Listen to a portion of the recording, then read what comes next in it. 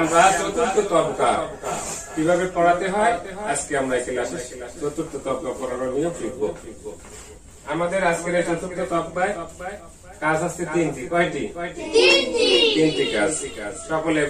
সকলে বোর্ডে দেখতে থাকেন।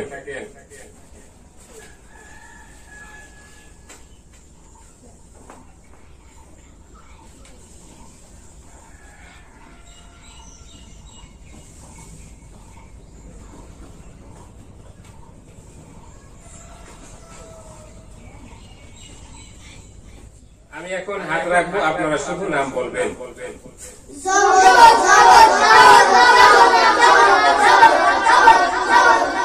এইভাবে 50 বার।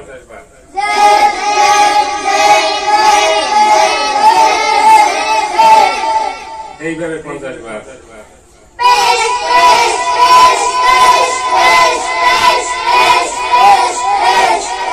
এইভাবে 50 বার। এই প্রথম কাজ। দ্বিতীয় কাজ দেখেন, আমি এখন উল্টা পাল্টা হাত রাখবো। আপনারা পাস করতে চান? পাস করতে চাইলে আমার হাত রাখার একটু পরে বলবেন।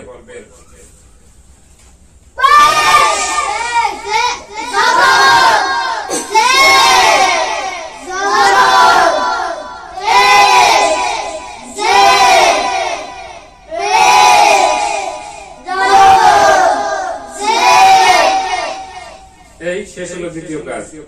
এবার তৃতীয় কাজ। আপনি দাঁড়ান, বলেন।